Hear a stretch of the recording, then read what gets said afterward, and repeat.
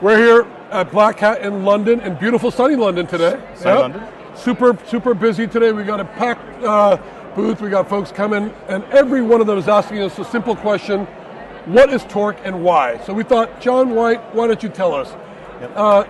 Virgin Atlantic CISO, iconic brand, the world knows it, everybody loves it. Yep.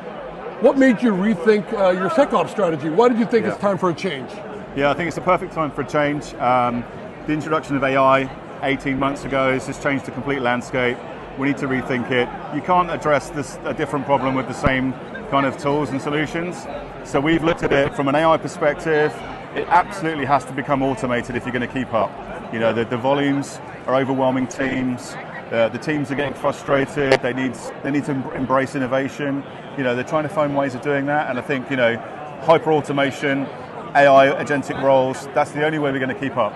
All right, so to tackle the problem of tomorrow, you got to be able to hyper automate, otherwise you're always playing catch up. Absolutely, yeah. All right, well that's great to know. So now, fast forward a few days, you heard the philosophy of Torq, now you're a customer of Torq, you've seen it in place.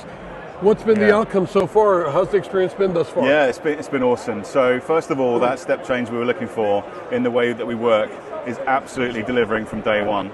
I did a bit of a test with my team. Okay. I thought I'd give it to my most junior analyst to implement and to see what results we had. Okay. And within a number of hours, he'd already delivered what would take us normally, you know, weeks and months. Wow. Yeah. So you've done a few use cases already. You've done an average of what kind of hours it's. Have you guys done anything? I mean, within the first 3 use cases, we've saved 40 hours a week. Wow. So just imagine what that 40 hours can do for an analyst in terms of, you know, putting back into the organization, working on other projects, or just automating more. So that's 3 use cases. If you start counting up 60, 70, 80, you've got a lot of use cases. The really exciting bit is that's 3 use cases out of hundreds. Yeah. Hundreds.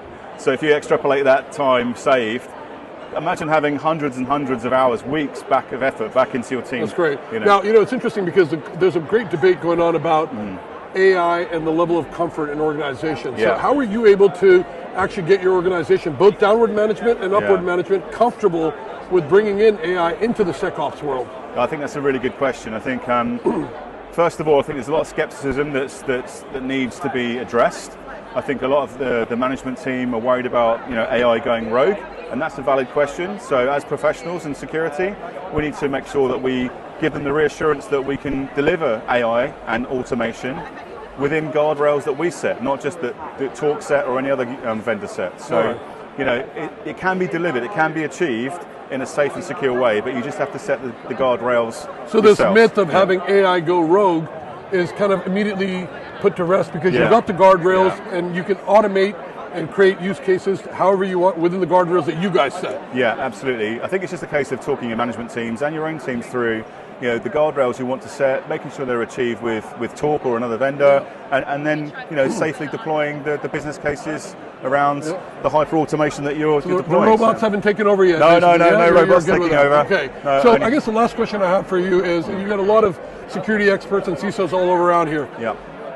If you were talking to a CISO who's just exploring and getting on that journey of exploring AI and how that would address his or her needs, what would be your advice to this person? I think the most important thing I would say to other CISOs is try and embrace the change.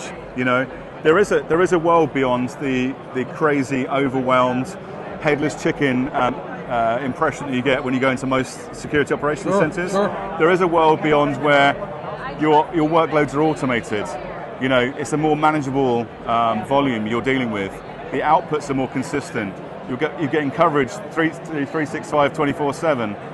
Your teams aren't overwhelmed. They're actually turning their skill sets into other things. You know, there is a world where you can achieve that, but you just need to make sure that you're doing it in the guardrails we just talked about. That's a great answer. And I guess my last question for you is, one of the great iconic brands, Virgin, how are we doing in terms of branding?